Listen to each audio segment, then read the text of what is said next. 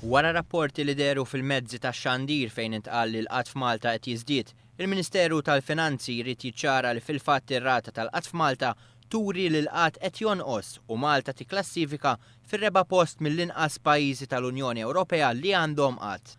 Il-Ministeru nnota li fl-istqarrija l-istampa li ħarġet mill-Eurostat fl-ewwel ta' Ottubru turi li r-rata tal-qatt f'Malta hija ta' 6.4% f'Awwissu li għadda.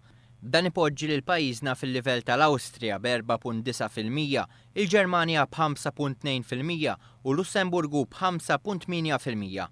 Barra minn hekk Malta teqpa' f'pożizzjoni ferm taħt il-medja tal-qatt fiż-żona euro li hija 12% u fost il-pajjiżi tal-Unjoni Ewropea fejn ir-rata ta' qatt hija ta' 10.9%.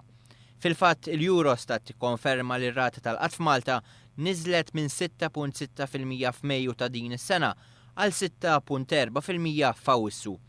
Il-Ministeru tal-Finanzi sostna l-informazzjoni amministrattiva dwar il-qatt li ġiet ippubblikata dan l-aħħar tirreferi biss għan numru ta' persuni li qed jirreġistraw għax-xogħol u l-iskop tagħha kien li turi l-profil ta' dawk li qed jirreġistraw.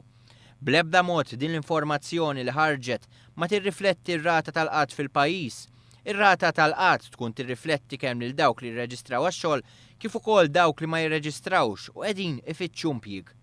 Barra minn hekk jekk ikunu kkunsidrati biss dawk li jirreġistraw għax-xogħol ma tingħatax stampa ċara tar-rata tal-qatt għaliex ma jingħatax kont ta' tkabbir fl-impjiegi.